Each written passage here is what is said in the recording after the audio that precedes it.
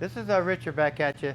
We got Frank's 67 Camaro, 4-speed in the house, all original car. So he wanted me to overhaul the tranny. It hasn't been out of the car in a long, long time, he says, but he wants to keep it all original. So he gave me the opportunity to take it apart and see what's going on. He says he hasn't been having any issues with it. Just basically it sets a lot and it leaks. So we're going to go through it and just kind of check out the gaskets and stuff like that, and the synchronizer assembly, the rings, and anything like that that needs to be fixed. He wants it done, and he wants to put the original unit back in it. So just by looking at some things right off the bat, we noticed that we have quite a bit of wear on the throwout bearing retainer right here that it slides on. I mean, there's ruts in here. This whole bottom side right here is rutted out. Smooth on the top, wear out on the bottom. I don't know why that does that. You'd think it'd be on the top and not on the bottom. But now this is a 2-ring style. I believe you'll have to have this identification if we're starting to order parts or input shaft or anything like that. Now this is an all aluminum unit. All aluminum unit. Now all the reverse stuff is in the back right here. And to physically get to it, you have to knock this roll pin out to get the shift collar out. Now once I started playing with it, somebody's been in this before. So if you look here, we have 2 pins now. This is the original pin that you tap in and locks the shaft from moving in and out. Well, they must have had some type of issue because there was JB weld all over this area here and on the bottom here. So I really don't know what's going on. So, but we know this pin has to come out to get this tail housing off because this is all your reverse stuff. I'll show you. It's kind of simple when you get it out here. Now, you can see here, this is an aluminum pin. So you got to be really careful messing with getting it in, putting it in, because you can mess it up. And that's probably why it's messed up, because I've had to drill them and do all kinds of crazy stuff. When somebody gets excited and it beats it down in there so deep, they almost look the same. You can't tell they're different. So, but anyway, what you do is you knock that pin out, and you're going to grab this shaft right here. This is your reverse, and you're going to pull on it, and it'll unlock it from the shift collar. See how that come out? Goes in, that locks it back into reverse. Pull it out, now it's out of reverse. I'll show you when I get this out what it physically looks like. Okay. Now we'll get our speedometer off here real quick so we don't damage the gear if it's plastic or anything like that.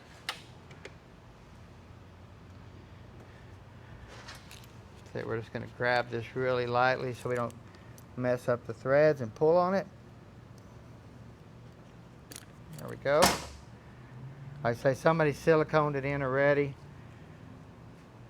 This is your plastic speedometer gear. Now this is actually, did it fall out? Oh no, it's down in there. The metal seal right down in here. Some of them are, the later versions are just solid rubber. Well, this has physically got a metal caged seal that goes down in here. We ordered them separate. I got like 20 of them in the other day just to have them because I had some people come in just wanting one actually. So. Let's see.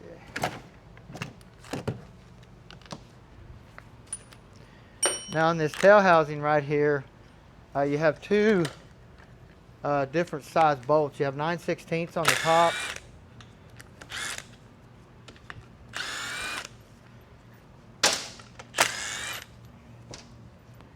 And we'll flip this over.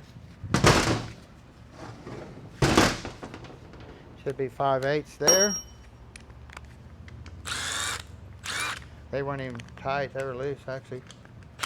Maybe I didn't even have to put nothing on the gun. So it's probably why it's leaking here in the back. The bolts are just loose, falling apart.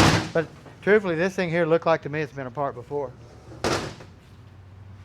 So we got some silicone down in here, I'm sure. Let me get my little case splitter that I custom grind to make it work. Now, I'm going to flip this over this way to pull this out. And why I did that was this reverse collar right here actually locks into here like this.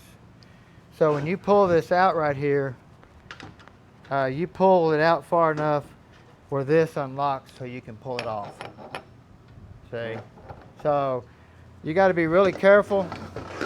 That ball and spring right there, when you go to push this back in to change this seal out right here, you will send that packing. I mean, that thing will hit you in the eye. You got to be really careful. And it's a train wreck to put back in after you put the seal in because the spring's so stout. I mean, it can be done. We use a feeler gauge actually and kind of work it in with a feeler gauge and you can get it. But now you do have a washer here, a pin here.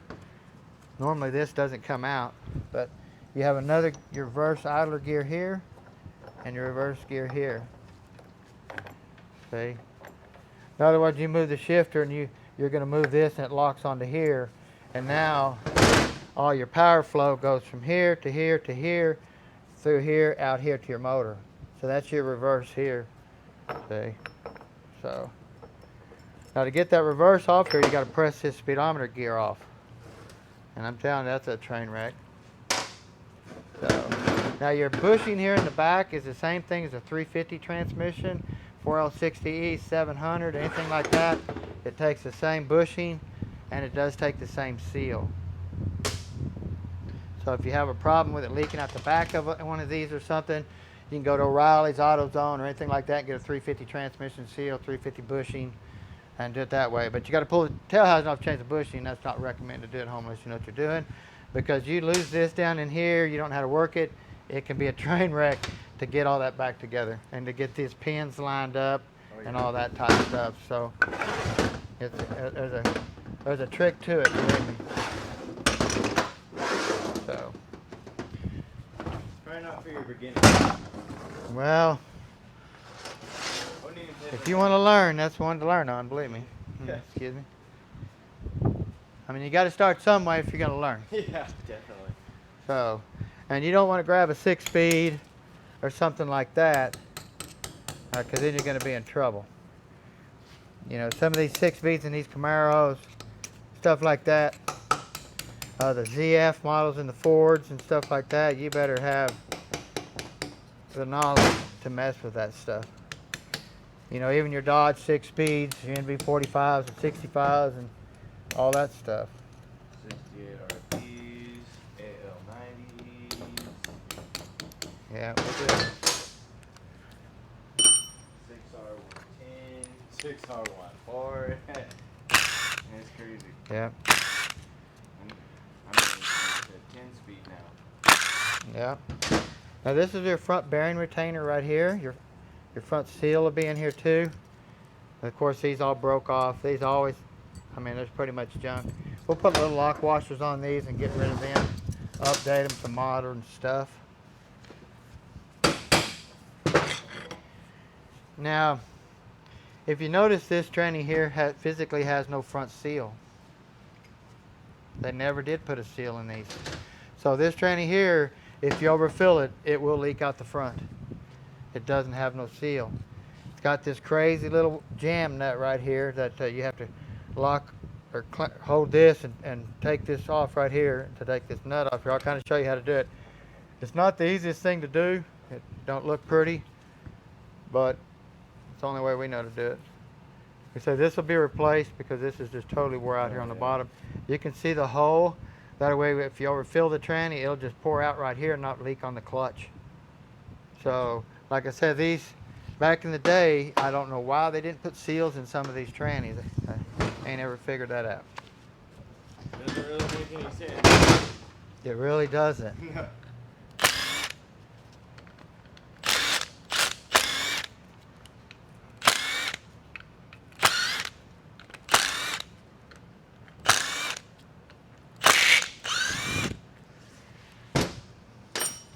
Now we're going to have our first and second gear shift assembly here. And then we're going to have our third and fourth assembly here. Now you can't put these into 2 gears at one time. You can only move one at a time.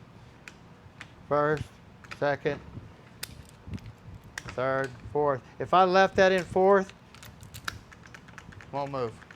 You cannot put it in 2 gears at one time. So it has to go to neutral, and then these will move. So pretty simple.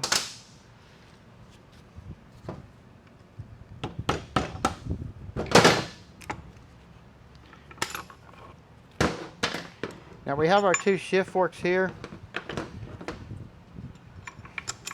This one here, to get it out, you actually have to slide the first and second gear collar forward a little bit to get it out of here. But you can put this back in here. Now we have it in neutral. Now, these forks are interchangeable. If you come here and look at this fork here, it's totally wore plumb out. Oh, yep. Yes, sir. You can see it's wore plumb down. Mm-hmm. Same here. Same here. So your first and second gear shift fork is basically no good. I'm shocked this thing wasn't jumping in and out of gear. He said it worked good, but this kind of mileage and stuff, we're going to find wear. Same way here. You can see here. These ain't repairable. I mean, they're just basically wore out. So we're going to have to find a couple shift forks for him.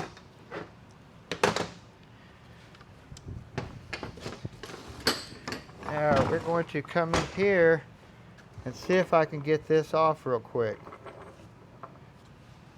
And what I do is I come in here and put it in 2 gears. You watch this, Trent? Since the cover's off, I can do it. I can put it in 2 gears. I'll lock it there, and I'll take and lock this one back this way. Now it won't turn. Locked it in 2 gears.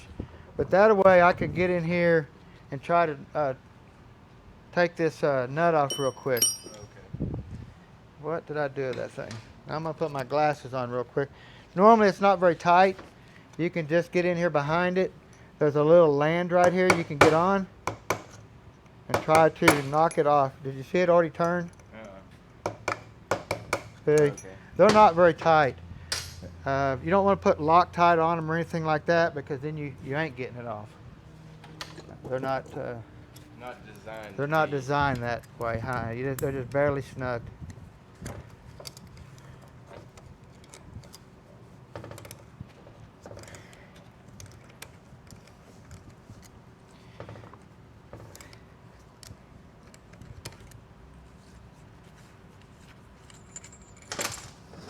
We got this. This is just a crazy design that they got that just sits in there like that. I don't understand it neither. But like I said, this tranny, you don't put much fluid in it. If not, it will overflow. Let me get this snap ring off right here, if I can find it.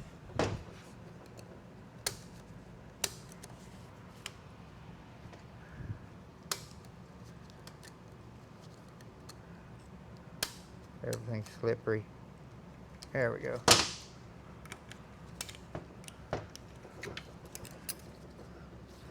Okay, we got our snap ring off. Now what we're going to do, we're going to come in and take this tool right here, and we're going to come in and grab onto this bearing.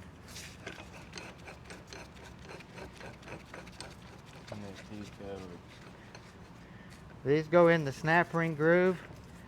I lock it down like that. Shake it around a little bit. Give it a few love taps, and then we'll pull that bearing right off that way. I've had this tool probably a long time.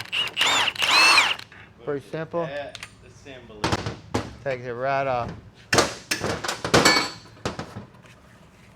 Y'all guys always ask. So he's been around and seen the first front wheel drive. Well, I'm not sure if I'm that old, Trent. Well, you gotta be that old. Come on. Okay, sorry guys. He's not that old. He's beautiful. Yeah, there you go. Back up 5 steps. Back up. And now, believe me, I've seen the front wheel drive 125s, all the front wheel drives coming out. Introduction to the overdrives, but I mean, they had 3 speeds and stuff back in the old days. I mean, they might have been hand operated with a lever to apply a band, because back in your old Model T's, Model A's, the old stuff, they had levers. Well, believe it or not, guys, when you pulled that lever, all you did was apply a band, and you took off. You grabbed that other lever and pushed it forward and locked it forward. You applied another band. They didn't have clutches back then, Right. but they Right. used a big old band Correct. the same way. Correct. You know, instead of a hydraulic or anything like Yeah. that, you were the computer. Lock the lever down, the vehicle takes off. Grab the other lever, move it forward and lock it, and then you're in high gear and you're going down the road. So, pretty crazy. But anyway, we got that off there. Hey, and I didn't mean that as a bad way. I'm just talking about experience, sir. A lot of experience. I've done Lot of a experience. ton of these. Like I say, you got to get that bearing off just so this thing will move around to get this back piece off. Come in here. See, some of them you got to be careful. We'll have a bottom bolt down here that you have to undo, and this one does not have it. So some of them do have it. So it's just got dowel. Yeah, just got it down.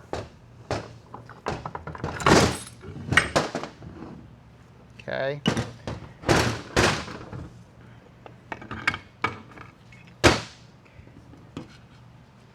Let me get my other magnet over here that's strong to pull these little pieces out of here. So you can see what they're called synchronizer dogs. There's 3 of them right in here. They basically set in here and they lock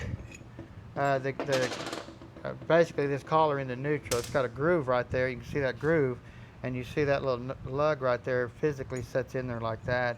And then when you move it forwards or backwards, that little lug right there jumps out of that groove. See? So once it's in the groove, then it stationaries it in neutral, basically. So, but we have our shift collar here. You want to look here for any wear, any type of grinding on both sides. You can look here and see your 3rd gear has some wear going on here. I have to get my glasses and look at it really close and see. We want to also look at our rings here. The closer this ring gets to where there's no gap right here, is the closer it gets to being wore out. So a new ring is going to stand out like that. See, as it wears, the closer it gets. Once it bottoms out, it has no braking ability anymore, grinds in the gear all the time. So now we do have this nice little bearing here. It is a cage bearing, but when I take it apart, take it out, it's going to fall out. That's how it looks. You have to grease it all up to put it back together down in there. Check for any wear on the race or anything like that. When you put a new synchronizer ring back on here, take some emery cloth, actually some really pretty gritty sandpaper, and get this shiny off here. Just like that, get it all off there. That way that new ring has a new surface to grab. Okay. Now here's our reverse idler gear. This actually locks onto this piece here. This piece goes through here like this and locks onto this gear on the inside that runs on this gear here. Like that. So, excuse me, it doesn't run on this gear, it runs on, I gotta fix this gear here. I wasn't getting it down in, I gotta turn my fingers around. Set this down, sets down in here like that. Yes, sir. Okay. See, like Gotcha. that. See, and then this gear here runs on here. Okay. This idler gear does not touch this. Gotcha. See, and then your reverse gear comes on there like that. Now there is a washer down in here too that falls, that's setting down in here. We'll have to get out. Now we'll take this cluster gear out too, making sure the shaft's good, because there's a ton of bearings in here. Plus you'll need to seal this shaft here on the end. If not, it'll drain out of there. Now you can look here. This is your 3rd gear synchro ring here that this collar locks onto. That pushes on the ring, locks on the gear. Now we already have the little dogs off, so there's physically no pressure. But if you look at this one here, it's got a little bit of pressure. You can see it pushes and then locks on. Okay, it locks in them neutral spot, like I was telling you. And then it pushes on that ring, stops that gear from turning, and then locks on. Same way with this one. So, but we want to mainly look at these rings right here and see how much gap we have here. Same way here, you want to look here for how much gap we have here. Same way here. If they don't have a gap, tell them that's how you get that grind. That's when the brake Yeah. shoes wore out. It acts just like a brake shoe in a car when you push on the brake. When you push that shifter forward, you're pushing on this brake. Stop this gear from turning so this collar can lock on and make the gear change. Correct. So, Yes, sir. I mean, we're going to get some synchronizer rings coming here. I'm going to get my glasses on, get this stuff cleaned up really quick, and look at it and make sure that we don't have to replace this collar and stuff like that, and get this thing back together. So, not too shabby, not too bad at all. Really nice. I'm glad I get to do a standard now. I mean, we just ain't done any in so long because we just have so much trouble getting parts and stuff. So, y'all don't forget to subscribe. We got tons of coming, and y'all have a great 4th of July weekend because we are, and we ain't coming back Monday. So we'll see y'all Tuesday. Have a great day.